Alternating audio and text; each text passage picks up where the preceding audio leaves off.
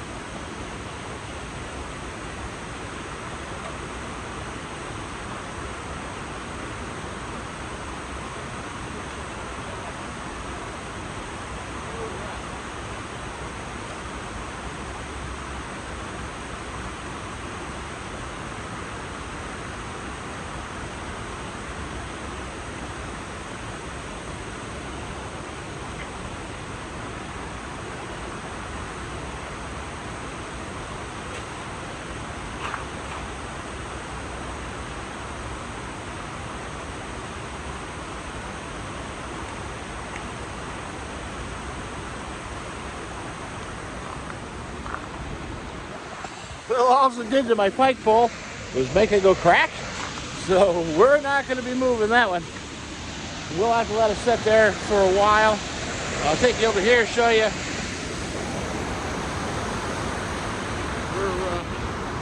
how long this thing really is. It's quite the tree. If you look over here,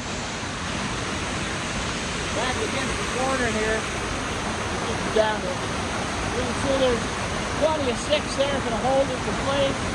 We're not going to let it go around the corner. We take a really good flow. Plus, we got sticks that are already over the edge, so we're going to let it set for a little bit. We'll figure it out down the road. So we're running too good to worry about really shutting it down.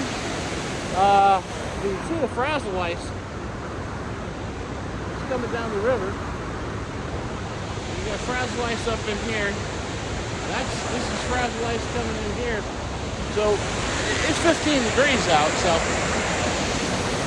that's our discharge, or a low point discharge, and that's about what normally looks like the ice that forms down that back wall. Remember, it's just mist. It goes on there, runs down, freezes right on contact.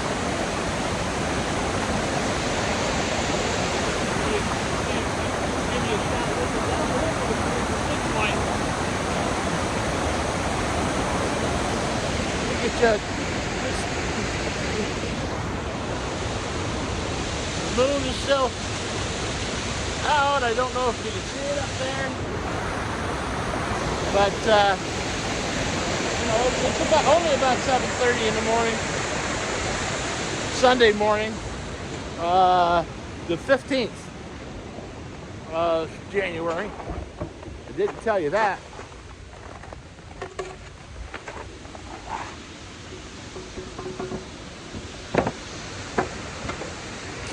This is that's a pretty good shot of the current that goes into the pin stock.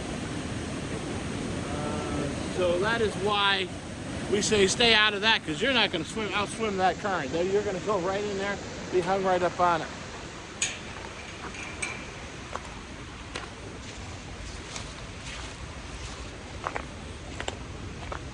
The vent tube, the vent tube is a constant problem for me because the water comes out of the vent tube when we shut down. Erosion is always an issue. This is all fill dirt, very poor quality fill dirt. No matter what I put down there, it seems to wash out. You can see down to the bottom down there where it has washed out, how it's run down the hill. Again, not a whole lot I can do. I've been fighting this for 8 years, trying to make this soil better soil. If it was topsoil to start with, it'd have been helpful. This through here is where we dug out to run the new power line. That's my new pedestal that I built a couple years ago right there.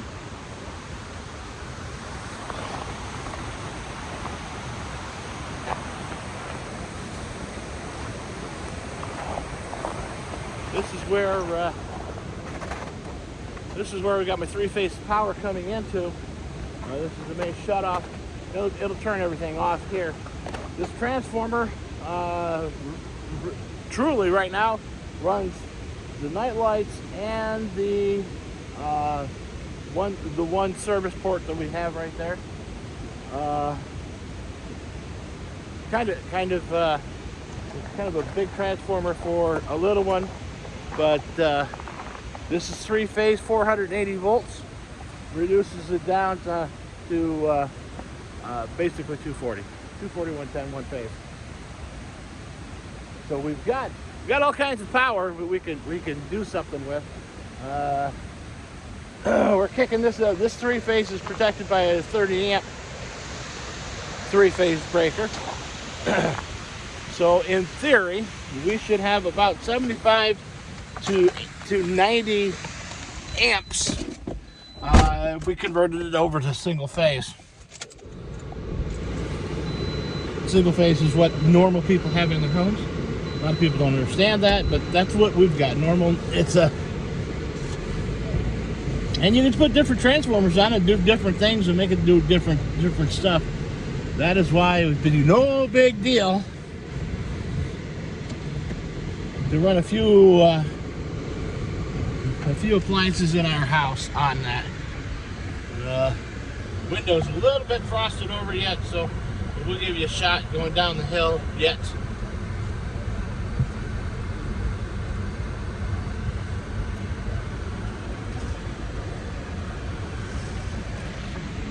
See off into the woods.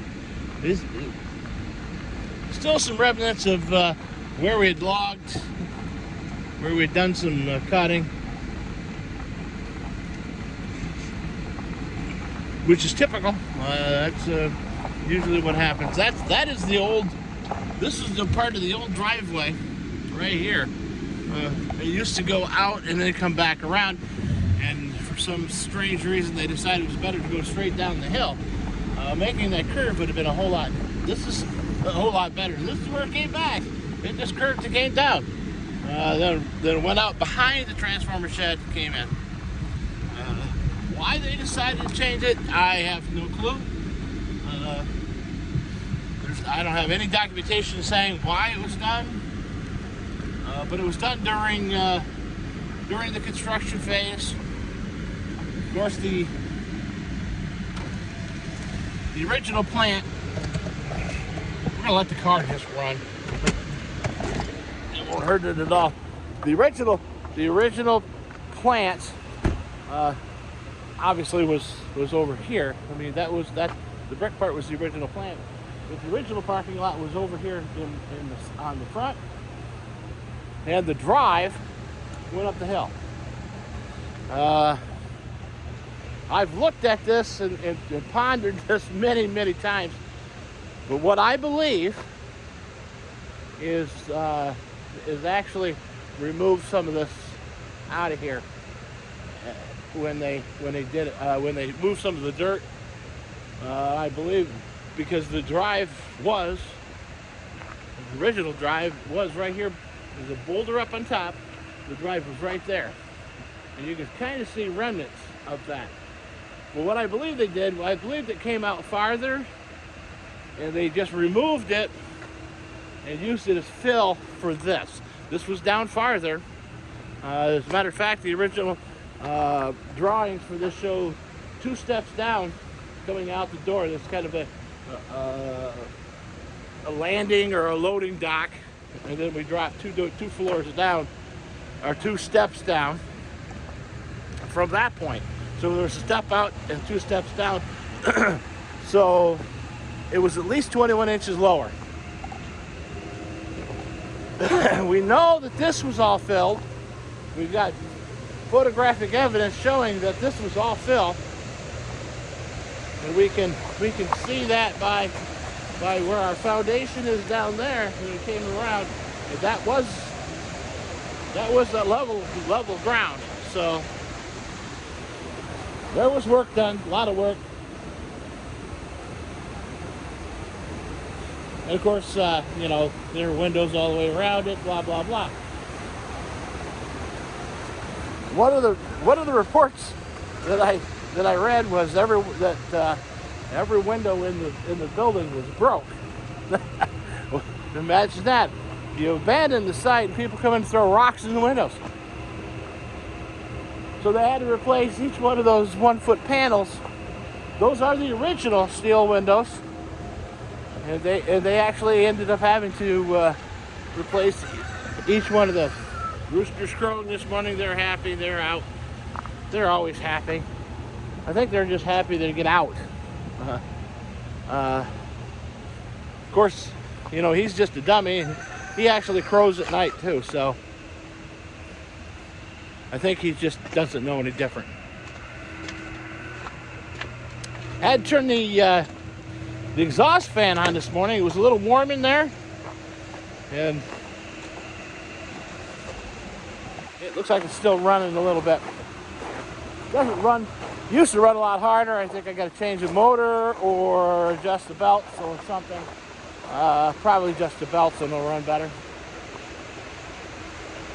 But it does this job, even at the lower speeds. You can see it's up there running. It was a little warm in there for the windings on the little generator. On this end of the building, we don't get much air movement, not like the other side, and so it was a little warm for that, and so we had to turn that on. It's on automatic, but I keep it higher in the winter to keep it warmer, just for me. Everything looks to be in order. I don't see anything that indicates any kind of problem or issue this morning. Slept in a little bit this morning, and so things are a little bit odd, a little bit different for me. We're still at 80 and 78 inside, so probably need to go and adjust that fan because it wants to run low. Put my earmuffs on, we'll go out there and I'll turn that down a little bit. What I do when I have to hurry up and cool something down, open this door and open the outside door, turn the fan on.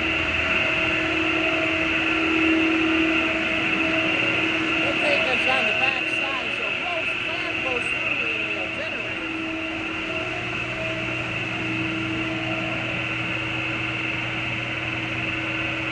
There we go.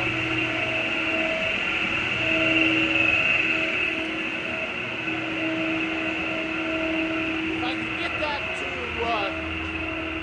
that fan control, I could make one. If I could get the fan control to regulate the temperature about 5 degrees, that would be better than the 15 that it usually does. there, check.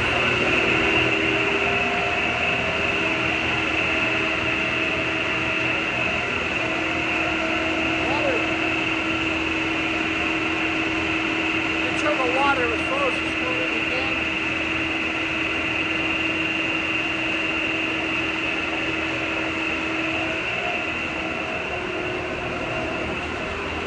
That's because there's a drain runs right through the river. It's just an open hole. It drains underneath the building and falls right into the river. We're running really well with our pressures.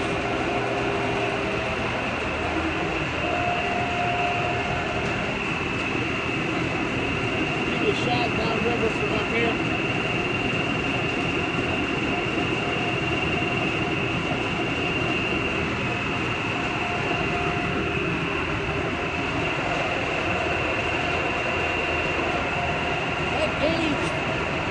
The gauge is on the discharge over there.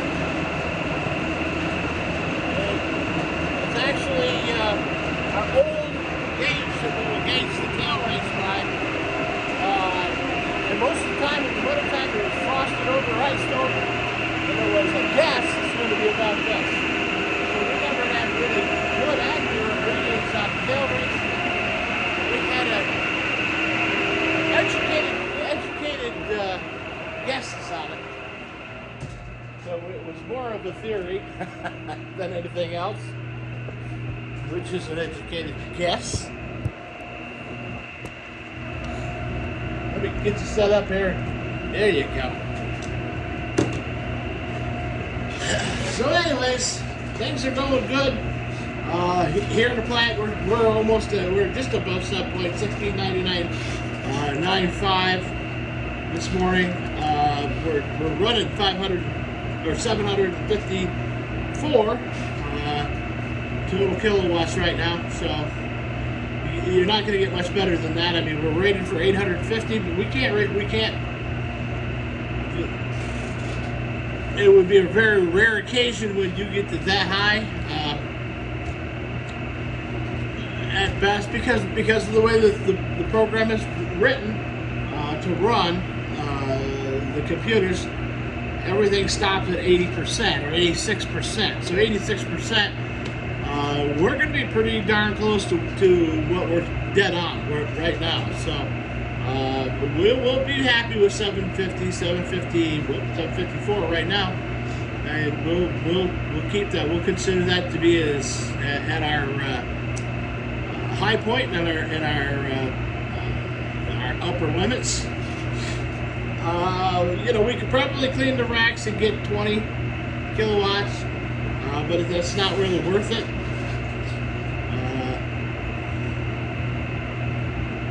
Over 5, 10, 20 days, it would make a difference, but we don't get that luxury. We drop down, we change all the time.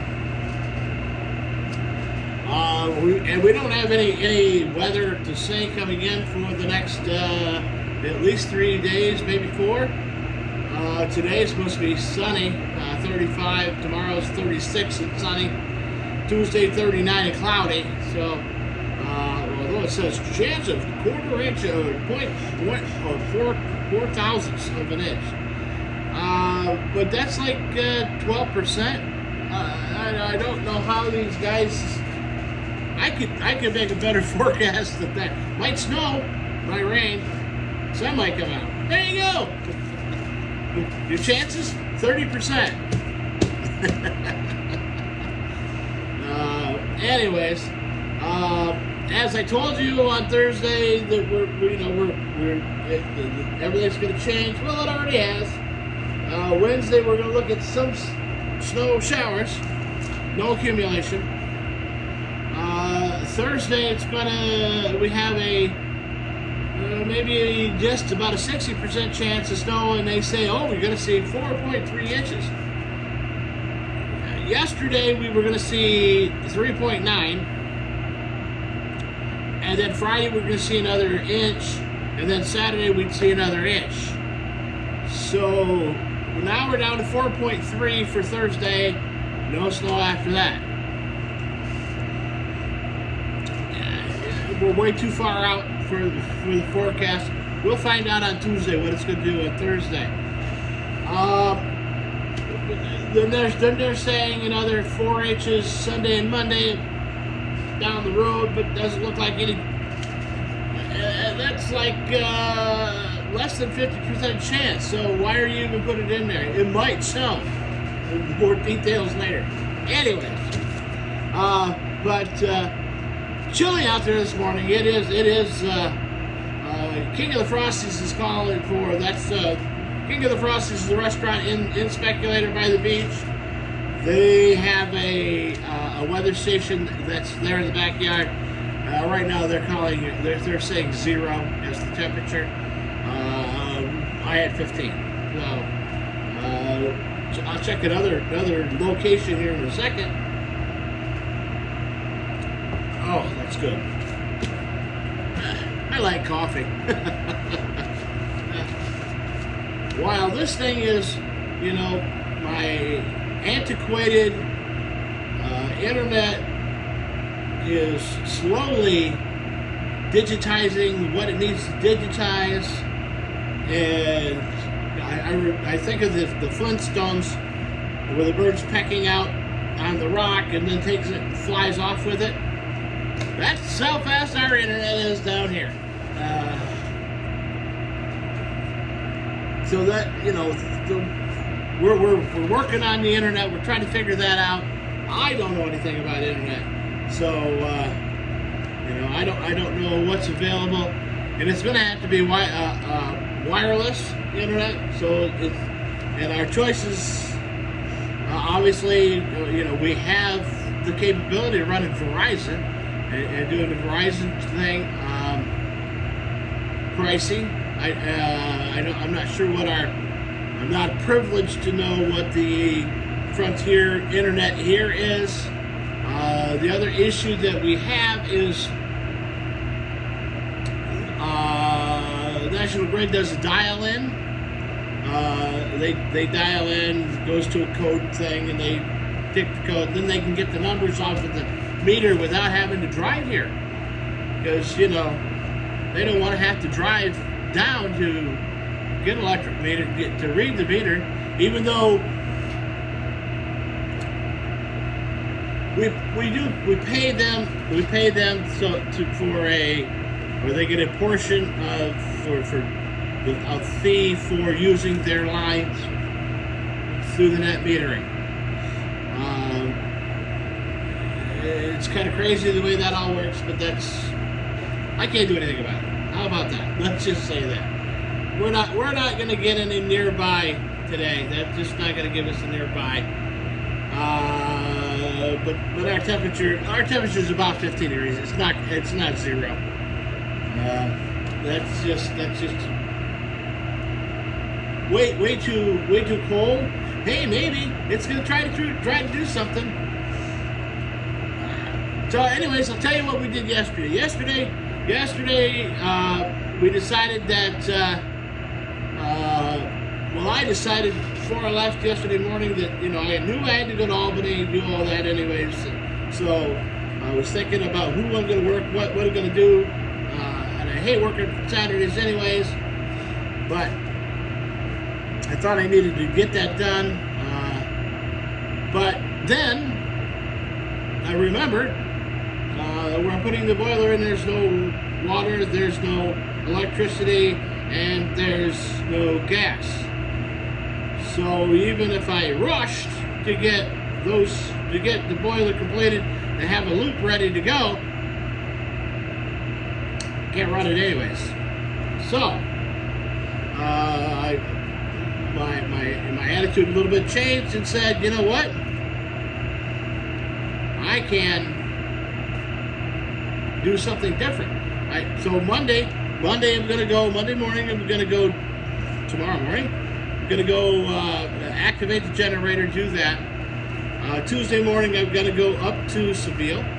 In the afternoon I'll go back and work on the boiler. Wednesday will be boiler day. Hopefully we can get things wrapped up by Wednesday. Then I gotta go back and work at Seville on that project that's up there. Got to get with the inspector up there and get the thing inspected and done. I'm going to wash my hands and go, I'm done. And put it together the rest of the way.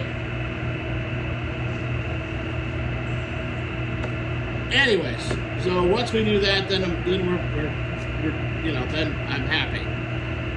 I've got to build the shower valve for the guy and up there. And then pressure's off. Temperatures in the area, as I thought. Everywhere it says 15 degrees.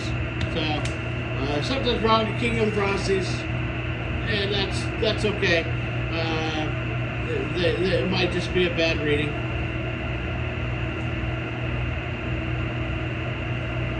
Even in Wells, Gilmantown, Wells, between Wells and Speculator, the little bird called Gilmantown on one of the back roads, on the back road, and it says 14 there. So, and that's really about closer to where we are. So we're east of Speculator, right where the road starts to go to the south. So, we're actually a little bit northeast of Speculator. But if you tell them that if you call 911 and you say you're east of Speculator on 8th, they're going to go, what?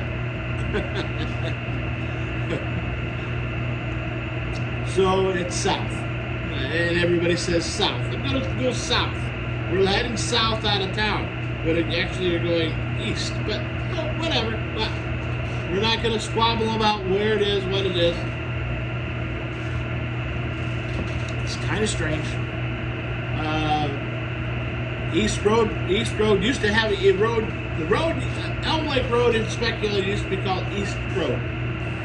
It's from the Four Corners. The only four corners in the village. Route 8 came in, turned and went towards the south. Route 30 goes north at that junction, and ran south. They run together. And then off to the east was East Road.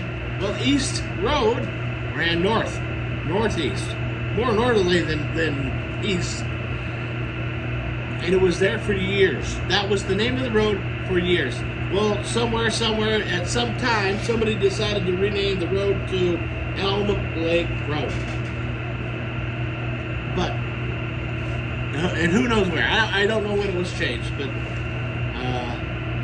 it was in the last 30 years that it was changed. Anyhow, so that's our reports for today. That's where we're at. Everything's going to go. Today's Sunday. I'm not going to do any work. You've got to take a day off, and you need a day off. Just to let you know that Donna / Mario Andretti. I don't know where she learned to drive so fast, but she drives fast. Coming home from seeing the baby on Friday, she hit a deer with her, I don't know, she's got a Nissan something or other that goes 12,000 miles an hour. And Donna likes to go fast. Did I tell you that? Donna goes fast? Anyways, so she hit a deer with her car, and I said, well, how fast were you going? She said, I was only going 62. I said, what'd you do, just slow down? So she's got some damage on her car. She's okay, everybody's all right. Cars can be fixed. And I asked her where it was, and it was the same spot that I hit one before. I hit one a couple of years ago. Daniel hit one there several years before. Daniel actually hit the deer, went to miss the deer, hit the guardrail. The guardrail flipped him over. He slid down the embankment. It was a spectacular crash.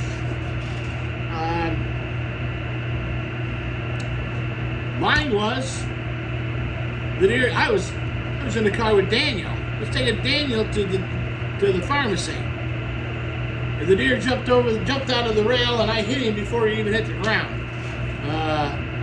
But when you hit them with a RAV4 in the front, yeah, it's not that good.